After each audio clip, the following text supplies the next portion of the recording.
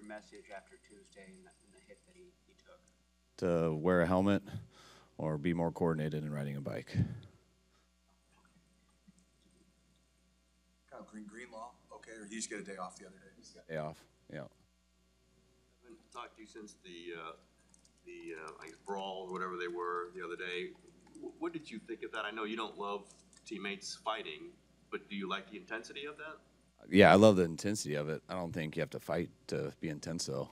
I mean, scuffles are scuffles, but then they lead to other stuff. I mean, I think that's why we had a guy in a protocol, because we took an unnecessary shot on someone, which led to the big fight. And then we had a bunch of haymakers and stuff thrown in there, which only break hands. I think our team's pretty tough. I think we're pretty physical. I think if most people probably voted on who was the most physical team on tape last year, I think we'd win most of that.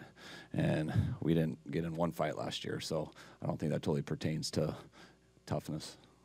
Do you sense that Ayuk was standing up for something, or did you feel that happening out there? Definitely. I understood what he stood up to, so it didn't bother me. Johnson and the protocol was from that incident.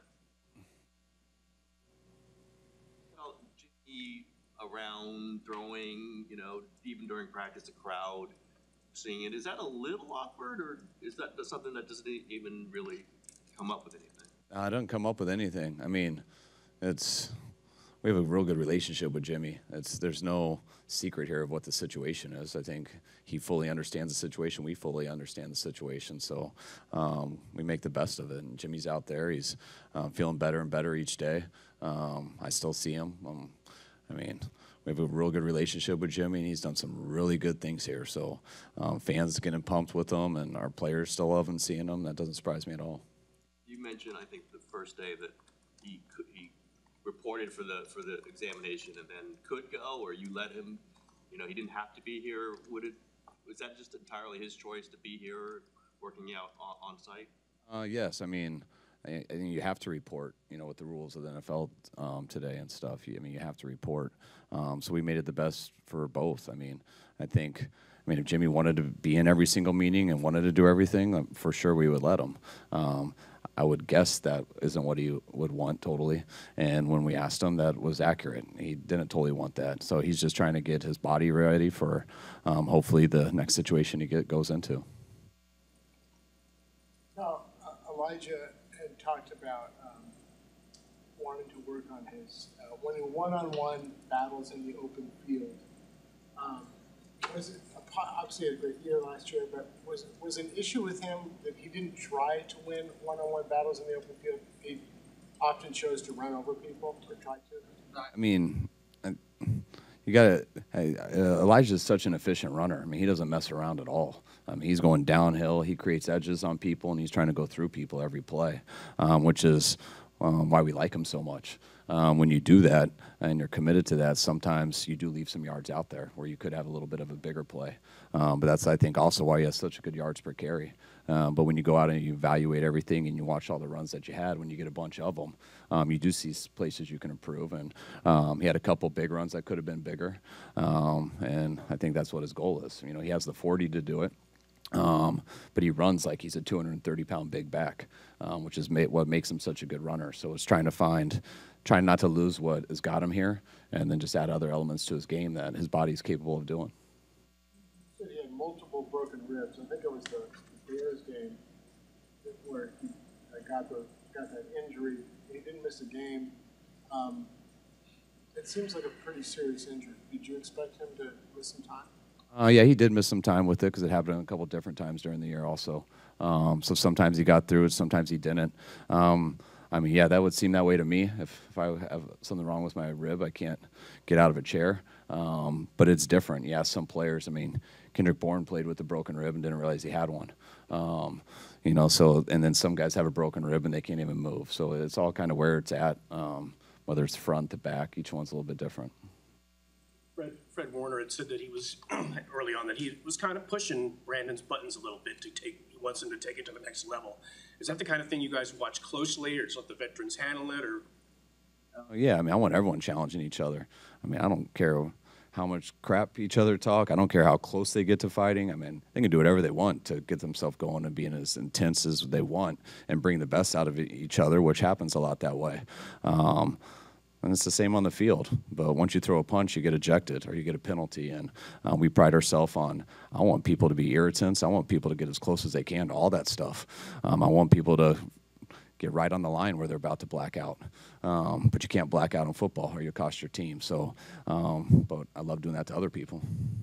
Are you bringing in another quarterback for a workout? Anybody signing? I'm not sure. I didn't know we were. So, are we? Word saying that you guys are going to work out a quarterback. That's news to me, but I don't pay attention to that stuff. I think we work out a lot of people, so you need people on lists. Need for an extra arm? No. If there was an urgent need, I would know. Yeah. Zimmerman talked about trusting his eyes and his vision. I know it's only been a few practices, but have you seen a little difference in him, how he's hitting the hole? Definitely. His first 4 runs that we had, Trey sees it good. It's just about hitting it without any hesitation. Those holes in the NFL close a lot faster than they do in college, and I think that was something Trey learned the hard way his first year, and he's got the film, he's got the experiences that happened, and you want to see how he is the first day you put pads on, and we didn't have to remind him, which is cool. That means he learned a lot from last year, and he's been thinking about it all off season. He's built his body to handle it, and most importantly, you can tell his mindset's there, and we've seen it in practice, and I can't wait to see it in these games coming up. The right guard competition, is Brunskill still in on that, and what have you seen from Spencer Burford that's getting him that time? Spencer he's done a great job. I mean, he's got all the skill set to do it, so it's about getting the reps and getting used to going against our D-line and just doing it down in and down out at this level. But he's got the ability to do it at a high level. When you talk about Brunskill, I mean, Brunskill's been there for the last couple of years. We know what Dan can do. Everyone's got to prove themselves, definitely, but getting Dan a ton of reps isn't always going to help him. He needs to get to the season healthy, as good as he can, and we also want to make sure he's getting more reps at center because that's what he's had less of in the past couple of years. You've made it clear how highly you think of Jimmy Ward. There was a time where he was having trouble staying on the field, all that. He's now one of your longest tenured players. In retrospect, what made you believe so strongly in Jimmy? Just what he's made of. Jimmy's a football player. Like, you don't have to convince him of anything. He wakes up and he's ready to hit. He wakes up, he's ready to guard. Watch the way he challenges people in man coverage at the line of scrimmage. I think he does that better than anyone on our team. He's also a safety who will hit as much as anyone on our team. Jimmy loves to practice. He loves to talk football. He loves everything about it.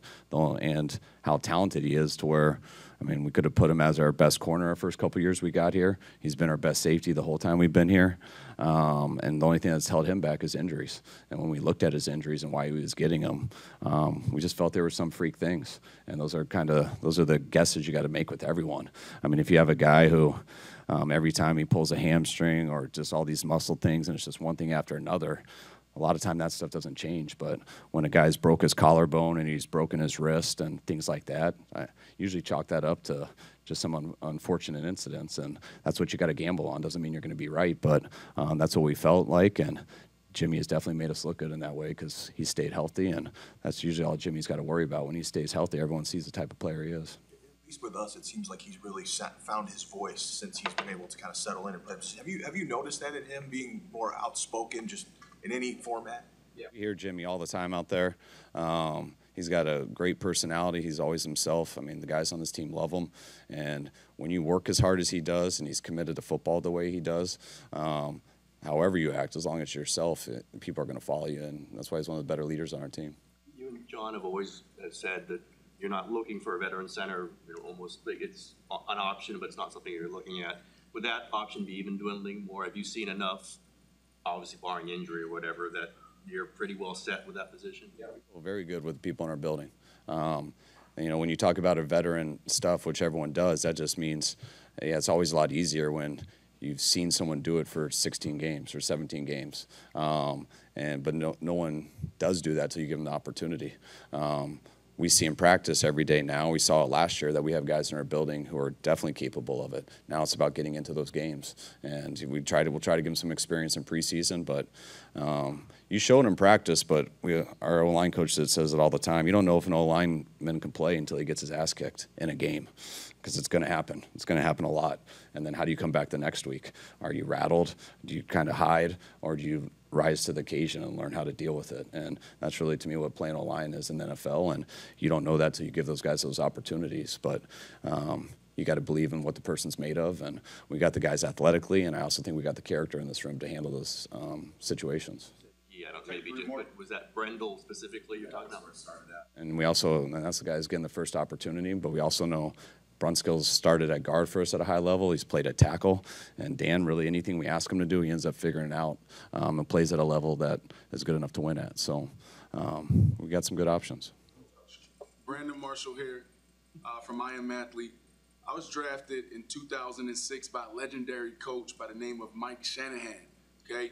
I played 4 years in Denver, had some spectacular seasons with Coach Shanahan, Heimendinger, Jay Cutler, Tony Scheffler, Eddie Royal, and so many other legends.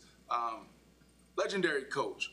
But there were some times during the course of a ball game where, you know, people's asses get tight a little bit, right? You know, it might be a TV timeout. We're on the sideline. What do we call? And you got Coach Shanahan with his paper, his call sheet, and he will always go to trips right facts. Why stick looky? So he'll put me in the slot, and he's like, Brandon, get open, right? So when the game gets tight, what's your go-to?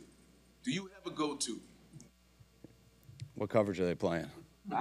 Let's go, you know, let's go quarters. Let's go quarters. That's it.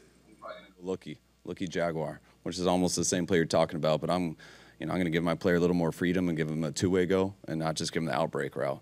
You know, some of those older guys are a little uptight. One more question. You've been around the 90. You got to introduce yourself. Coach Adam Jones, Pac-Man Jones, I Am Athlete. You've been around the 90. Introduce yourself. You guys. You've been around the 94 to 90s. You've been around the 90 Broncos. Is it one coach or player that you took your swag or a little something from to get to where you're at today? I mean, I took everything from my dad. Like, I never worked with my dad to Washington, which throws a lot of people off. So, I mean, I never worked at the Broncos, but just like you guys see my son up here all the time, right? That's how I was. I mean, I was hopping in one-on-ones during minicamp coming back from college, and I'm sure that was illegal, but they can't find them now. So, I mean, I just grew up all around it, and so you're around it all the time, and I was always trying to be a player. But then once you get into coaching, and I feel my style was more like my dad's, not because you're naturally trying to, because that's just what I was around all the time, and I respected the hell out of them. But when it comes to your style or your swag or stuff, I think that has to do with your friends and the people you hang around and the people you go to high school with, people you go to college with, and because I don't try to emulate anyone, I just try to be who I've always been, and that's usually the people you associate yourself with. Mike McDaniel's he was your right-hand man for essentially a decade or over a decade. Has there been, or what's the adjustment period been like without him by your side? I mean, it's been different. He's been there for so long, so he's a guy I always get to bounce stuff off of. He prepares a lot of my meeting stuff for me.